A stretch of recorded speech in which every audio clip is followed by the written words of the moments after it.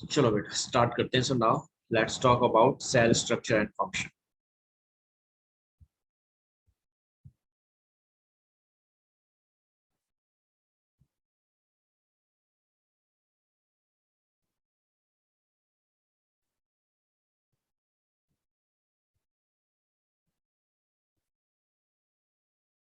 इसमें सबसे पहले let's talk about discovery of cell.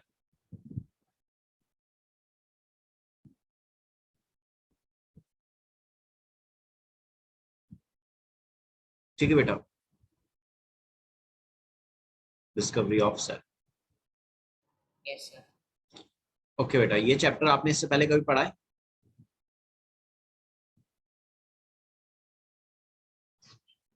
Yes sir, 7। ठीक है, सेवंथ में पढ़ा था ना। So now you can understand कि ये चैप्टर कितना इंपॉर्टेंट है कि आप सेवंथ में भी ये चैप्टर पढ़ कर आ रहे हो, आप देन उसके बाद एट्थ में भी ये चैप्टर पढ़ रहे हो, एंड देन नाइन्थ में भी यही चैप्टर पढ़ोगे, और उसके बाद अगर 11th में बायो लेते हो आफ्टर 10th तो 11th क्लास में भी यही चैप्टर पढ़ो। तो सोचो ये चैप्टर कितना इंपॉर्टेंट। राइट, अब डिस्कवरी ऑफ सेल की बात करते हैं बेटा। सबसे पहले तो हम बात करते हैं ये सेल है क्या। What is cell? आपकी सेल जो होते हैं ना बेटा, that is a basic unit. This is the basic structural unit है। It's a basic structural unit. ठीक है, बेसिक स्ट्रक्चरल यूनिट इसका मतलब क्या है बेटा? इसका मतलब है दैट मीन्स कि आपके जितने भी लिविंग्स हैं, ठीक है, आप जितने भी लिविंग्स हैं इस प्लेनेट पर, वो सभी किसके बने हैं? They all are made up of cell. That is all made up of cell. ये सभी सेल के बने हैं। सो दैट्स व्हाई हमने इसको क्या बोला आपको? Structural basic unit of life. पहली पॉइंट समझ में आई बच्चे? Yes sir. राइट। आपकी बात करें, मेहुल तुम्हारी, मैं अपनी बात करूं, या हम किसी और एनिमल की बात करें, मैं किसी एनिमल की बात करूं, कोई भी एनिमल हो गया या कोई भी प्लांट हो जाए, ठीक है, या कोई फंजाई हो जाए, या आपके बैक्टीरिया हो जाए, या प्रोटोजोआ हो जाए, यानी इस प्लेनेट पे जितने भी लिविंग है बेटा, ये सारे के सारे livings, many more and so on, ठीक है, and so on, that is आपके जितने भी लिविंग है बेटा, सारे के सारे किसके बने हैं? They all are made up of cell. ये सभी सेल के बने हैं। राइट। हम यहाँ ये नहीं देखेंगे कि ये यूनिसेलुलर है या मल्टीसेलुलर है, सिंगल सेल का बना है या बहुत सारी सेल्स का बना है, ये चीज हम बात की बात है। लेकिन हम ये जरूर देख रहे हैं कि हाँ, ये सभी जो बने हुए हैं they all are made up of cell. इसलिए हमने सेल को क्या बोला? That is a basic structural unit of life. Clear भी वाली बात समझ में आई मेरे बच्चे? Yes sir. अब देखो, समझना है मेरी बात।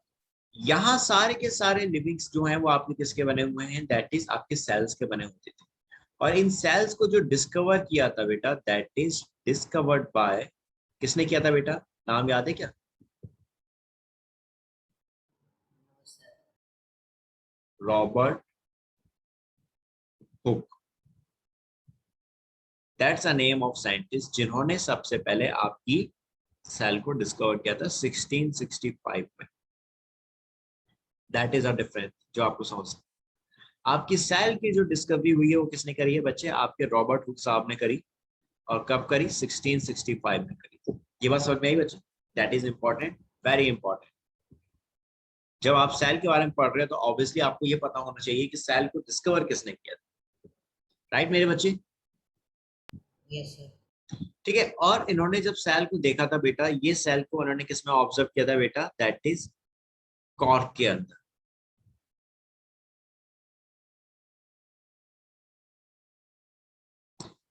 Discover by Robert Hooke. इन्होंने क्या किया था बेटा? इन्होंने ऑब्जर्व किया था, that is the cork. You observe the cork. Cork का मतलब होता है बेटा that is tree bark. Tree bark समझ में आती है बच्चे? Do you understand what is cork या व्हाट इज ट्री बार्क? क्या होती है बेटा? No sir. कोई बात नहीं। ट्री बार्क दैट इज पेड़ की जो छाल होती है ना, देखिए पेड़ की छाल, यस सर। है ना। वुडी पार्ट देखा है स्टेम्स का, हम सभी ने, बड़े बड़े पेड़ होते हैं तो उनमें वुडी पार्ट होता है, उनका स्टेम्स जो होता है काफी स्टोर टफ होता है, राइट, काफी टफ पार्ट होता है, हार्ड होता है वो, उसी को हम क्या बोलते हैं, दैट इज कॉर्क यानी कि ट्री बार्क कहते हैं। Is it clear now? Yes, sir. तो बेटा आपके जब रॉबर्ट हुक साहब ने कॉर्क को चेक किया था तो इनको कॉर्क में बेटा कैसी शेप नजर आई थी, इनको हेक्सागोनल शेप नजर आई थी इस तरह की। He observed hexagonal shape like this. जैसे आपने बी हाइव देखा है, मधुमक्खी का छत्ता कभी सूखा हुआ, Yes, sir. उसमें देखा है इस तरह के चैम्बर्स बने होते हैं, Yes, sir. है ना। तो दैट इज सेम वैसे ही चैम्बर्स इनको इस कॉर्क के अंदर नजर आए थे इस तरह के, जैसे ये दिखाया मैंने आपको। सो इनको इन्होंने क्या नाम दिया, दैट इज, क्या बोला इनको, सेल बोला, दैट इज सेल। अब बात समझ में आई बच्चे, पहले की डिस्कवरी किसने करी और कैसे करी। Yes, sir. अब बेटा यहाँ पे एक चीज और बात समझ में आई। ये तो हमने देखा कि रॉबर्ट हुक साहब ने हमारे सबसे पहले क्या किया, आपकी ट्री बार्क को ऑब्जर्व किया, यहाँ इन्होंने इनको कैसी स्ट्रक्चर नजर आई, that is honeycomb like structure नजर आई।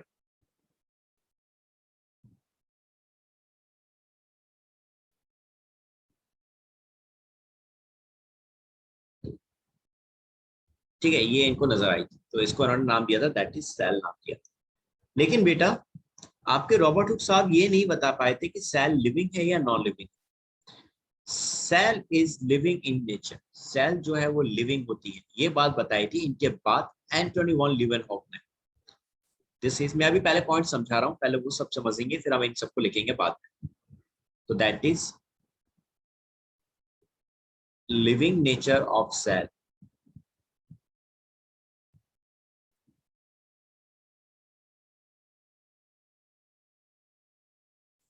Living nature of cell is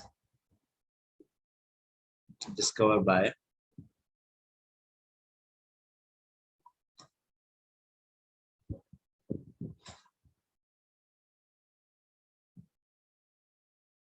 that is discovered by, किन्होंने डिस्कवर किया बच्चे, ये डिस्कवर किया था आपके बाय एंटोनी वॉन लीवेनहॉक।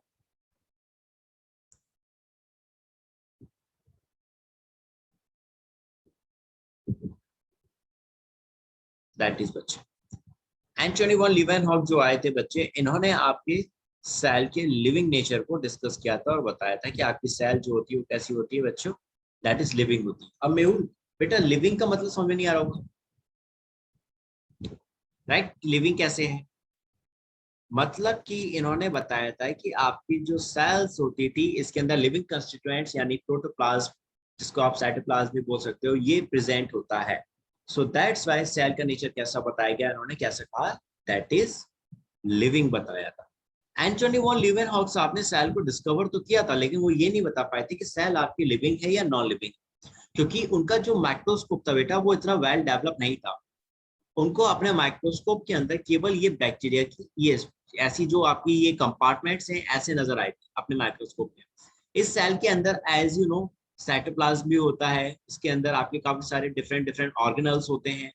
ये सब चीजें आपके जो रॉबर्ट हुक साहब थे वो नहीं देख पाए थे, उनको केवल ये स्ट्रक्चर नजर आई थी। सो सेल उन्होंने फाइंड आउट कर लिया था, लेकिन सेल के अंदर का कंस्टिट्यूएंट जो बताया था कि सेल के अंदर आपका साइटोप्लाज्म भी होता है और भी काफी सारी चीजें प्रेजेंट होती हैं, यानी आपकी सेल जो है वो लिविंग है, वो किसने बताया था, एंटोनी वॉन लीवेनहॉक ने। इज इट क्लियर बेटा?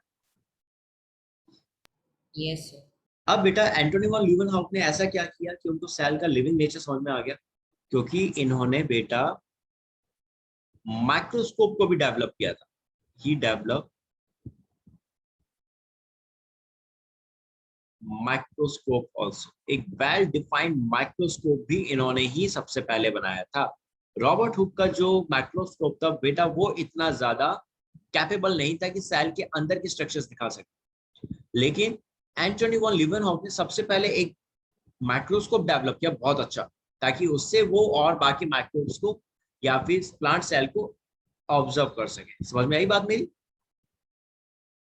Yes, sir. So that's why इसको क्या कहा उन्होंने, दैट इज आपका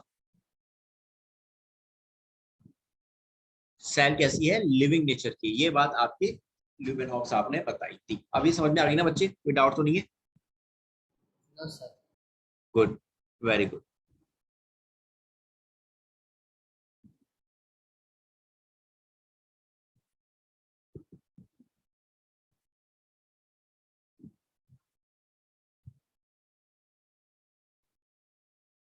अब एंटोनी वॉन लीवेनहॉक साहब ने आपका माइक्रोस्कोप भी डिस्कवर किया था, और इसके अलावा इन्होंने एक और चीज डिस्कवर करी थी बेटो, सेल का लिविंग नेचर भी बताया था, और इन्होंने एक चीज और डिस्कवर करी, दैट इज डिस्कवर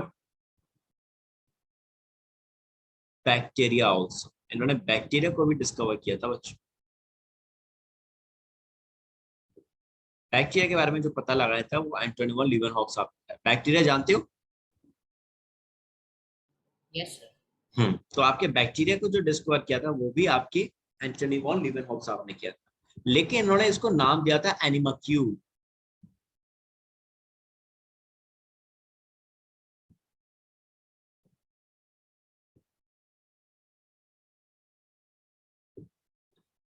एनिमाक्यूल, इन्होंने इसको क्या नाम दिया बच्चे? एनिमाक्यूल नाम दिया था, बैक्टीरिया नाम नहीं दिया था।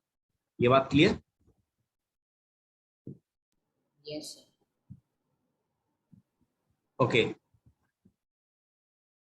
देखो बेटा, सो देखो अब आपके बैक्टीरिया की खोज किसने करी थी, डिस्कवरी किसने करी थी? That is done by the Antony van Leeuwenhoek. तो आपको अब दो तीन चीजें याद रखनी है। एंटोनी वॉन लीवेनहॉक जब भी नाम सुनो आपको तीन चीजें पता हो जानी चाहिए, कि एक तो इन्होंने आपके सेल का नेचर बताया था कि ये लिविंग है, एक इन्होंने माइक्रोस्कोप डेवलप करे थे जिसमें इन्होंने क्या देखा था बेटा?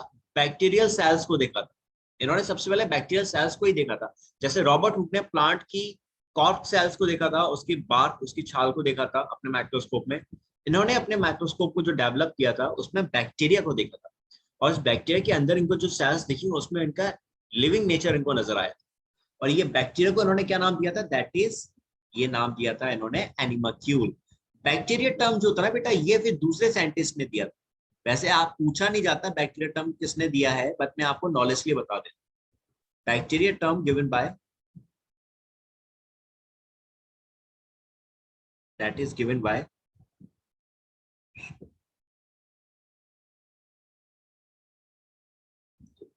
सी G एरनबर्ग।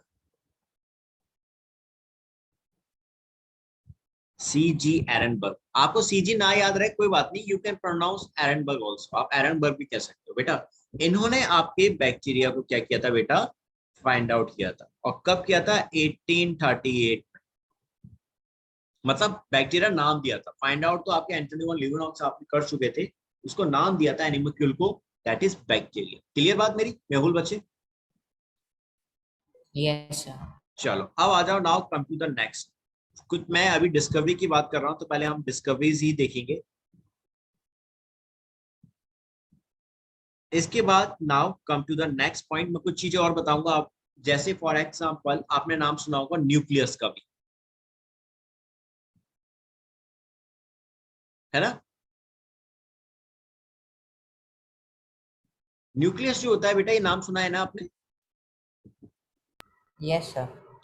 Nucleus that is called director of the cell. It is called director of the cell, यानी सेल के अंदर जितनी भी एक्टिविटी हो रही है बेटा, उस सभी को कंट्रोल जो करता है वो न्यूक्लियस करता है। सेल जो भी एक्टिविटी शो करेगी that is control by the nucleus. तो न्यूक्लियस बहुत इंपॉर्टेंट हो जाता है, it is very important for a cell, right? अब देखो इसको जो डिस्कवर किया था बेटा, दैट इज डिस्कवर्ड बाय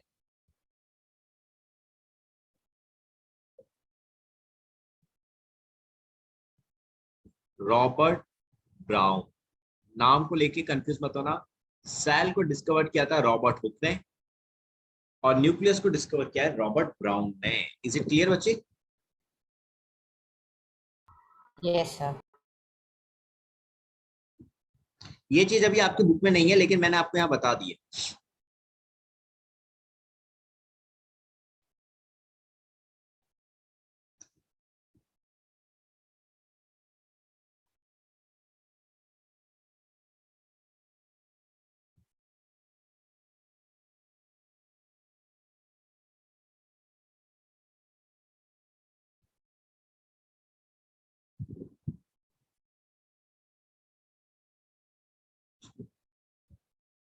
ठीक है बेटा, जो इन्होंने न्यूक्लियस को डिस्कवर किया था रॉबर्ट ब्राउन ने, किसमें किया था बेटा?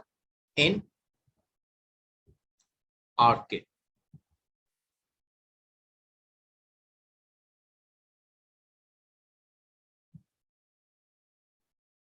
इन ऑर्चिड प्लांट, ये that's a name of plant जिस प्लांट के अंदर आपके रॉबर्ट ब्रूनन शाव ने न्यूक्लियस को डिस्कवर किया। दैट इज, मैं आपको उसका डायग्राम दिखा देता हूँ सो आप देख के पहचान सको। Archid, okay, Nitya is here.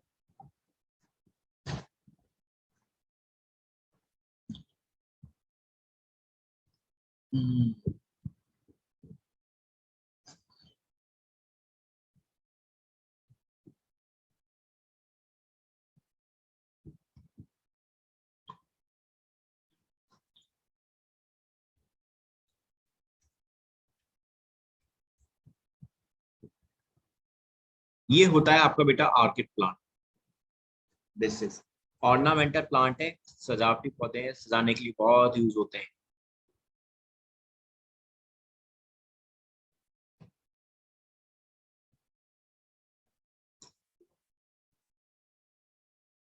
This is better, ये आपके ऑर्किड प्लांट्स हैं।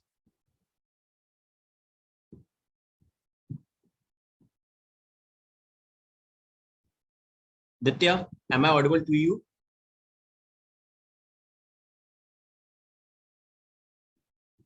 Can you listen me, Nitya?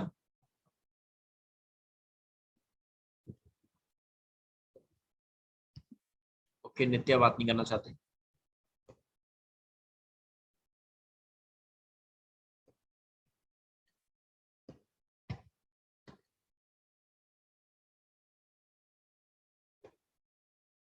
Okay Mehul बेटा, तो this is your orchid plant.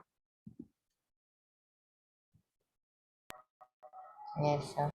एक सेकेंड, ये थोड़ा बड़ा हो रहा है, इसको थोड़ा सा छोटा कर लेते हैं। That is.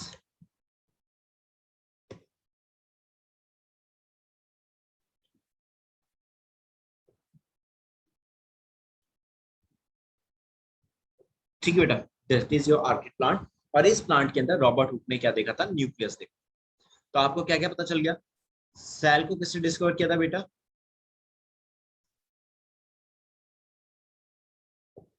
Who discovered the cell? Yes Mehul, बच्चे, who discovered the cell?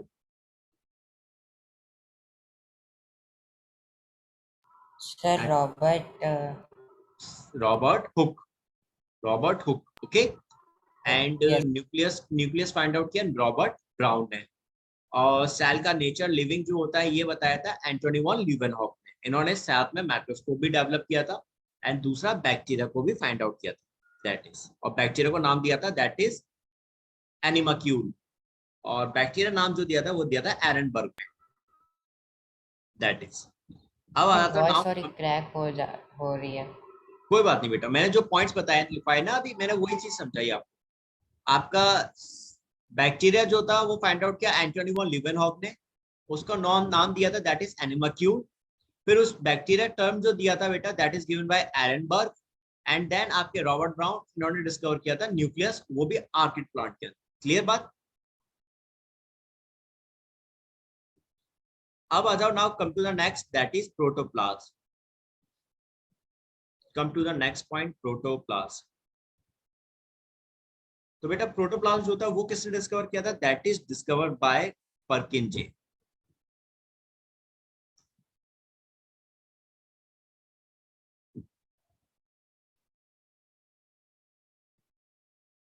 That is discovered bye परकिंजे। परकिंजे जो थे उन्होंने प्रोटोप्लाज्म को डिस्कवर किया था। This is, it's a living constituent, ये लिविंग कंस्टिट्यूएंट कहलाता है आपकी सेल का।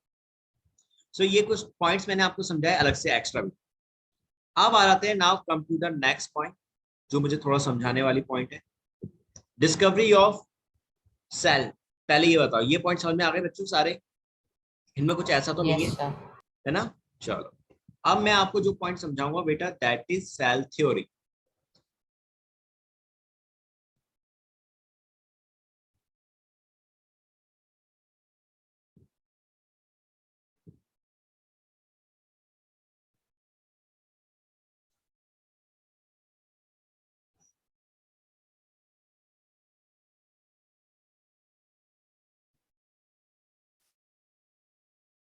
That is given by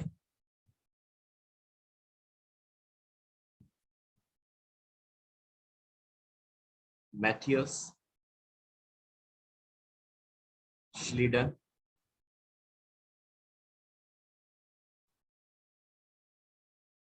Matthias Schleiden and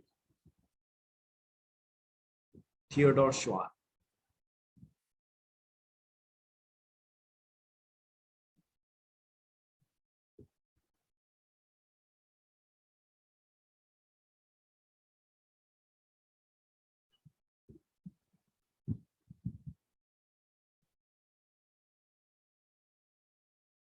Theodor Schwann बेटा, इन्होंने इसको डिस्कवर किया, सेल थ्योरी के बारे में बताया था, सॉरी डिस्कवर नहीं दिया था।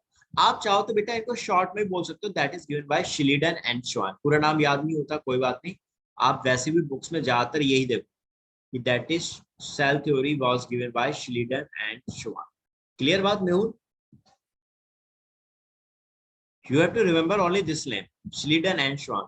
पूरा नाम याद होता है that's well and good, that is Matthias Schleiden and Theodor Schwann. पूरा नाम याद होगा तो दैट्स वेल एंड गुड है, बट नहीं भी होता तो चलेगा, शिलीडन एंड श्वान याद रखो, ठीक है? Okay sir.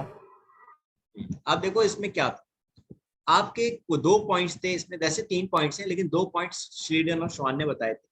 क्या थे बेटा? एक तो ये है that is all living organism,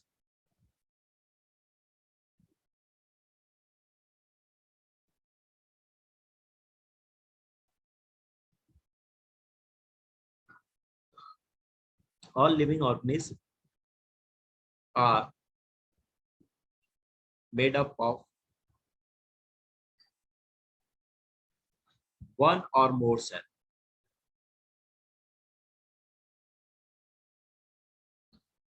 ठीक है, ये पहला पॉइंट। और दूसरा पॉइंट बताया इन्होंने बेटा that is cell is the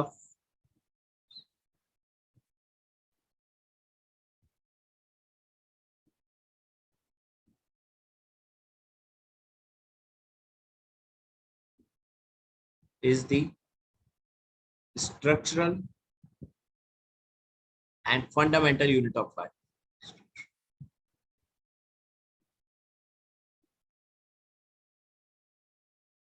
Cell is the structural and fundamental unit of life। ठीक है बेटा, ये 2 पॉइंट्स थे। पहले ये 2 पॉइंट जो थे ना बच्चे, ये श्लीडन और श्वान ने दिए थे। आपको ये नाम समझ में आ रहे होंगे। इन्होंने ये बताया बस कि आपके जितने भी लिविंग्स हैं वो सब किसके बने हुए हैं बेटा? दैट इज सेल्स के बने हुए हैं। और ये आपके सेल्स जो हैं वो सिंगल भी हो सकती है, दैट इज वन भी हो सकती है, या एक से ज्यादा भी हो सकते हैं, दैट मीन्स मल्टी सेलुलर भी हो सकती है। क्लियर बात मेरी बच्चे? Mehul yes sir. है ना? तो दैट इज आपके लिविंग्स किसके बने? सेल्स के। तो दो एक ही पॉइंट है जिसको 2 अलग अलग लैंग्वेज में लिखा हुआ है। सारे लिविंग्स आपके किसके क्या बने हुए हैं? एक या एक से ज्यादा सेल्स के बने हुए हैं। दूसरा सेल जो है that is a structural and fundamental unit of life, जो मैंने आपको समझाया कि आपका का मतलब कि सारे के सारे लिविंग्स ही आपके क्या है? दैट इज सेल्स के बने। अब इसमें बेटा एक तीसरा पॉइंट था that is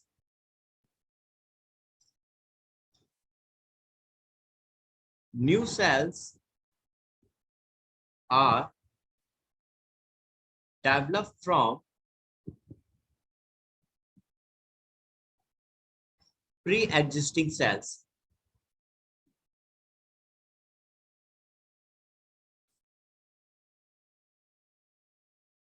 These are developed from pre-existing cells। ठीक है बेटा, ये लास्ट तीसरा पॉइंट जो है, ये पॉइंट जो होता है बेटा that is given by the Rudolf Virchow. ये एक पॉइंट था। आपसे ये पूछा जाए एग्जाम में कि भाई आपके सेल थ्योरी क्या है, तो आप तीनों पॉइंट्स लिखेंगे। या ये पूछा जाए कि सेल थ्योरी किसने दी थी, तो आप लिखेंगे श्रीडन एंड श्वान। लेकिन जिसमें जो थर्ड पॉइंट था बेटा वो श्रीडन और श्वान का नहीं था, इसको एक्सटेंड जो किया था बेटा वो था रुडोल्फ विर्चो ने। So this point is given by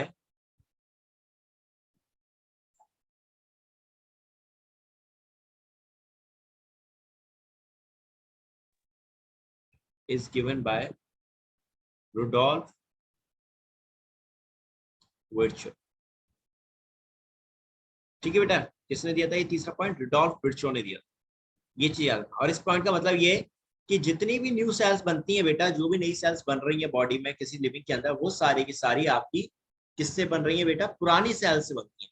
यानी पुरानी सेल्स में डिवीजन होगा और उन डिविजन्स के थ्रू बेटा क्या होगा? अल्टीमेटली आपकी नई सेल्स फॉर्म होगी।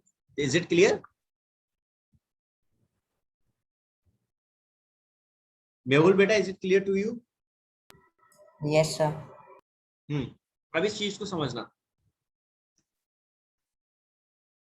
मेहुल, सौरभ बेटा, आप लोगों के कभी खेलते हुए चोट लगी है? Yes, sir. जब चोट लगती है तो क्या होता है? ब्लीडिंग होनी स्टार्ट हो जाती है, ब्लड बाहर आता है। Yes, sir sir. आता है। क्या वो कंटिन्यूअसली ब्लड हमेशा बाहर आता रहता है कि एक कुछ टाइम के बाद हो सकता है, कुछ मिनट या आधे घंटे या 1 घंटे बाद रुक जाता है? सर एक रुक जाता है। थोड़े टाइम के बाद रुक जाता है। रुक जाता है, it will stop, right? And जब वही चोट आप देखते हो कुछ दिन जब हो जाते हैं, तो क्या वो चोट एज सच रहती है कि वो रिकवर कर जाती है? सर रिकवर कर जाती है। रिकवर करती है ना बेटा। आप जब देखते हो चोट जहां से ब्लड आ रहा था, कुछ टाइम के बाद, कुछ दिनों के बाद देखोगे वहां पे एक क्लॉट जम जाता है, ऊपर की तरफ एक लेयर जम जाती है, हार्ड सी लेयर आ जाती है। आती है कि नहीं आती है ब्लड की? Yes sir. है ना? एंड देन उसके बाद क्या होता है, आप जब कुछ टाइम के बाद वो लेयर को हटाते हो अपने आप से, या वो लेयर अपने आप जब हट जाती है, तो आप देखोगे वहां पे एकदम पिंक कलर की नई स्किन बन जाती है कि नहीं बन जाती?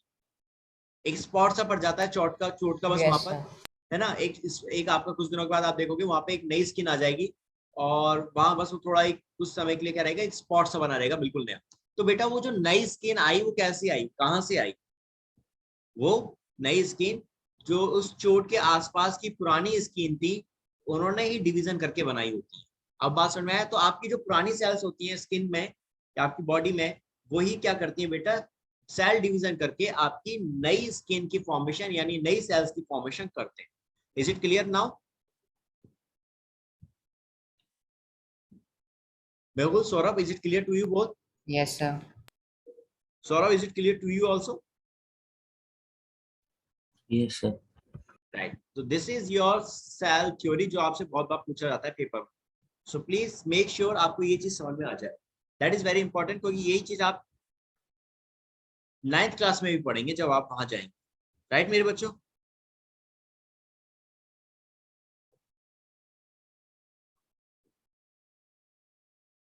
चलो अब आ जाओ, now come to next point.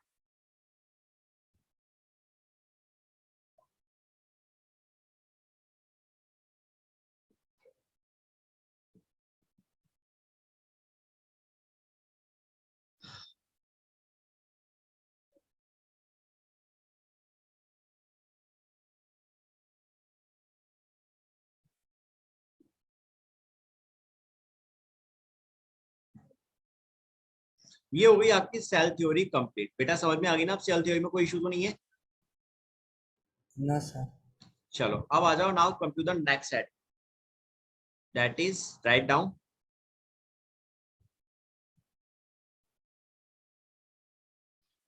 number of cells.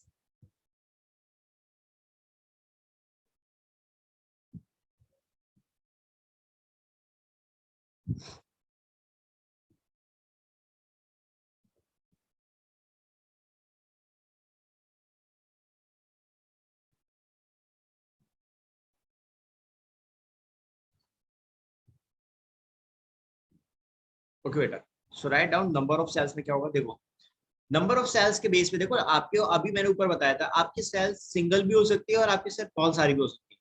So on the basis of these numbers, आपके जो ऑर्गेनिज्म है बेटा, उनको हमने यूनिसेलुलर और मल्टीसेलुलर में क्लासिफाइड किया है।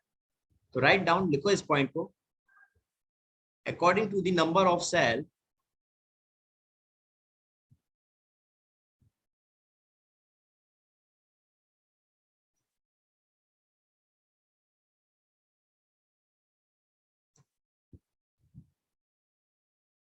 according to the number of cells, organisms are classified into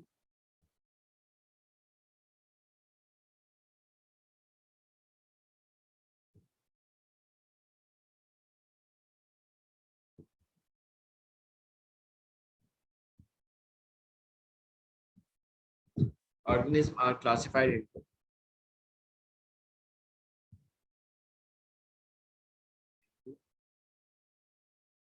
unicellular and multicellular. I hope so आपको ये दोनों टर्म समझ में आते होंगे बहुत अच्छे से, what is unicellular and multicellular. Right बच्चों? क्या होता है? मेहुल, सौरभ कोई बताएगा बच्चों, what is unicellular and multicellular?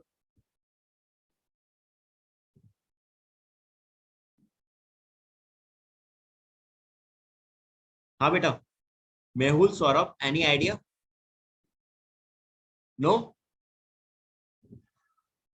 चलो बेटा समझो इस बात को यहाँ पे। बेटा यूनी का मतलब समझ में आता है? Do you understand what is uni? Uni का मीन्स होता है बेटा सिंगल। सर और सेलुलर ये किससे लिया गया है बेटा? देखोगे शुरू के 3 वर्ड्स।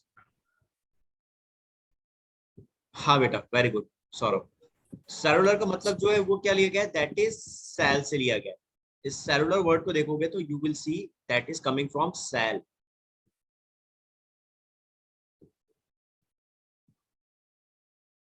देखो सी दैट ये सेल से लिया गया है कि नहीं लिया गया है? तो दैट इज आपका क्या हो गया? Single cell. सेलुलर ये किससे लिया गया? सेल से लिया गया। तो आपकी जब सिंगल सेल होती है किसी ऑर्गेनिज्म के अंदर, वो सिंगल सेल का बना हुआ है, तो हम उसको क्या कहते हैं बेटा? यूनिसेलुलर। उस एनिमल को, उस ऑर्गेनिज्म। और अगर वो बहुत सारी सेल्स का बना हुआ है, मल्टी का मतलब मैनी, जब वो बहुत सारी सेल्स का बना हुआ है तो वो क्या कहलाता है बेटा? Then it is called multicellular. So now you got it what is unicellular and multi cellular?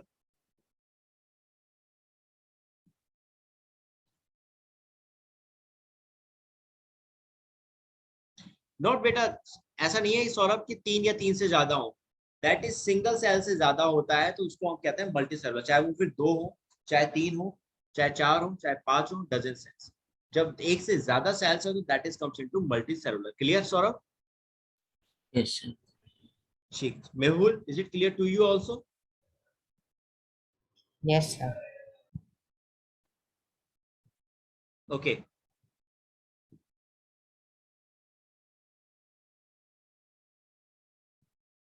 अब आ जाओ, नाउ राइट डाउन, इन्हीं को लिख लेते हैं हम लोग। What is unicellular and multi cellular?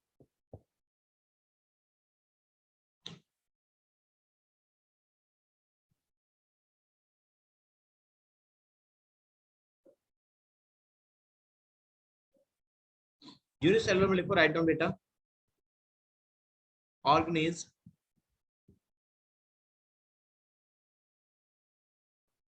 composed of single cell, organism composed of single cell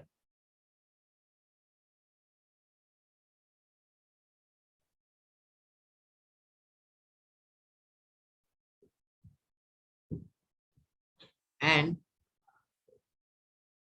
this single cell performs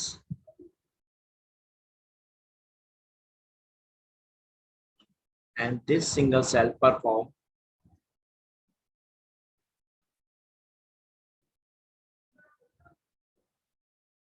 all the activities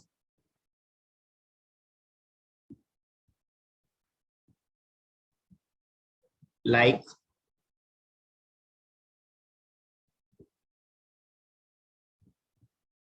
reproduction, locomotion, reproduction, locomotion, excretion,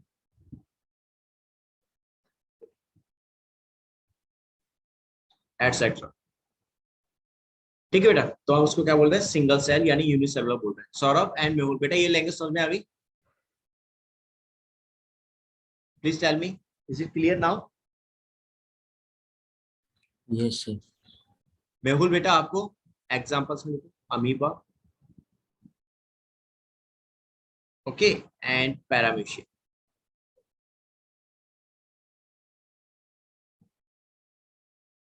paramecium ये हो गया, दैट इज आपका यूनिसेलुलर। नेक्स्ट मल्टी सेलुलर,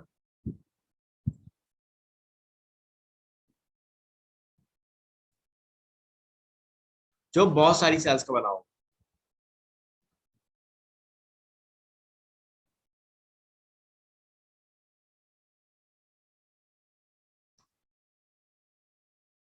तो जो बहुत सारी sales के बने हुए हैं वो क्या कहलाएंगे? Multi cellular. Organism composed of more than one cell,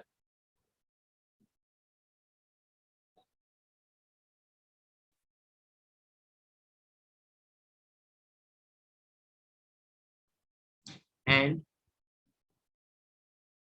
these cells perform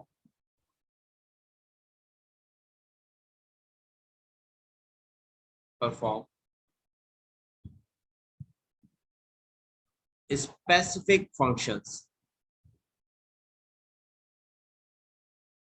Specific functions. जो स्पेसिफिक फंक्शंस कर रहे हैं वो क्या होगा बेटा? दैट इज आपके multi cellular. Examples plants, animals, fungi etcetera.